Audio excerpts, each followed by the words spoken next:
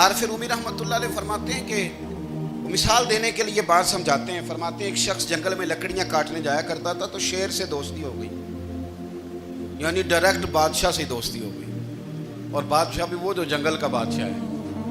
جنگل کے بادشاہ سے دوستی ہو گئی. اب وہ لکڑہارا غریب آدمی تھا, لکڑیاں تو کاٹنی ہوتی تھی. تو وہ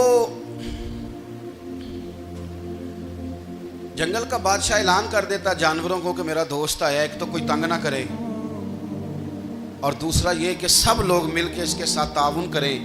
کبھی کوئی جانور لکڑیاں اکٹھی کراتا, کبھی کوئی اپنی پشت پہ گدھا, بیل, گھوڑا, خچر رکھ کے وہ لکڑیاں باہر چھوڑنے آتا. تو اب اس کی بڑی دھوم مچ گئی جنگل کے اندر. لکڑہارا مزدور تھا, وہ بادشاہ سے دوستی کر کے بادشاہ ہی بن گیا.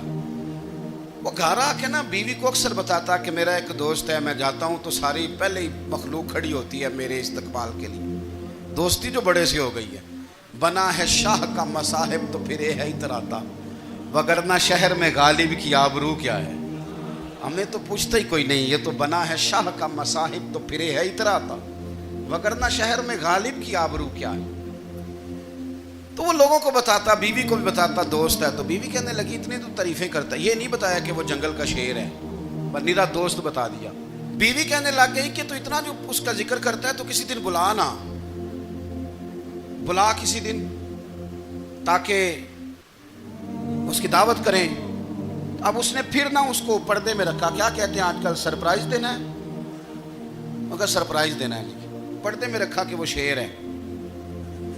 تو وہ بلا لیا گھر. اب اس کے لیے کچا گوشت, ظاہر ہے شیر نے کچا گوشت دکھانا تھا. وہ کہنے لگی پکانا کس طرح کا ہے.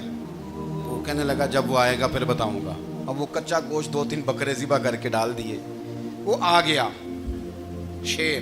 عارف رومی کہتے جب وہ آیا نا تو اس کی بیوی نے دیکھا تو اس نے ایک سخت جملہ کہہ دیا. کہنے لگی اوہو, میں سمجھی تھی پتہ نہیں کون ہے, اس طرح کے درندے تیرے یار ہیں, کتے بلے دوست بنائے ہوئے ہیں, یہ کیا بات ہوئی. خیر وہ شیر نے سن لیا, گوشت کھایا, وہ چلا گیا. اگلے دن لکڑہارا لکڑیاں کاٹنے گیا تو شیر نے ملاقات کرتے ہی لکڑہارے سے کہا کہ یہ نا کلاڑی اٹھا اور میری پشت پہ نا ایک زخم کر دے. اس نے کہا نہیں میں یہ کام نہیں کرتا, تو میرا دوست ہے. اس نے کہا سن بھائی, میں نے پیار سے کہا ہے تو مان جا, ورنہ میں ہوں شیر, میں نے تجھ سے منوا ہی لینا ہے, میں کو تکلیف دوں گا مناسب نہیں, تو کر. اس نے کلاڑی اٹھائی اور اس کی پشت پہ ایک زور سے زخم لگا دیا, خون بہنے لگا. اس نے کہا تو نے آج کے بعد آنا ہے, لکڑیاں کاٹنی ہے, تجھے کوئی کچھ نہیں کہے گا, بس یہ ایک حکمت تھی جو میں نے کیا ہے. قصہ مختصر. وہ آتا رہا, لکڑیاں ملتی رہیں, خدمت بھی ہوتی رہی. 6-8 ماہ گزر گئے. ایک دن شیر اس سے کہنے لگا یہ میرے ذرا بال اٹھا کے دیکھ, وہ جو تو نے زخم لگایا تھا وہ کہاں پہ ہے. اس نے وہ بال اٹھا کے دیکھا تو زخم ملا ہی نہیں, کئی جگہ پہ ٹٹولا کا, یار یہاں تھا, یہاں تھا, یہاں تھا. شیر نے پھر کیا کمال ہی جملہ کہا. اس نے کہا کہ وہ جو کلاڑی کا زخم تو نے لگایا تھا نا وہ مکمل ہو گیا, لیکن تیری بیوی کا جو لہجہ تھا اور اس کی جو تلخی تھی وہ آج تک میرے ذہن میں موجود ہے, وہ ابھی بھی مجھے تکلیف دیتی ہے.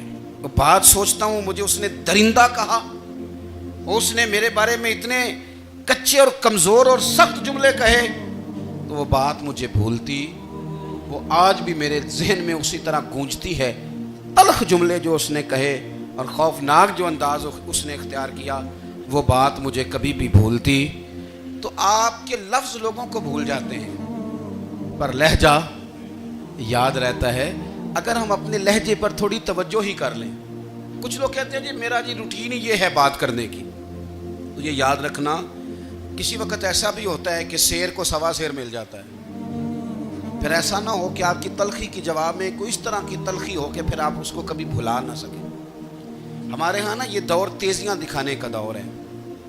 کچھ لوگ ضرورت سے زیادہ تیزی دکھانے کی کوشش کرتے ہیں. ان بیچاروں کا کبھی کبھی اتنا سخت نقصان ہوتا ہے کہ ان کو ان سے بھی کئی گنا تیز بندہ مل جاتا ہے. وہ کسی ایسی جگہ جا کے بیچارے الجھ جاتے ہیں جہاں سے واپسی کا راستہ نظر نہیں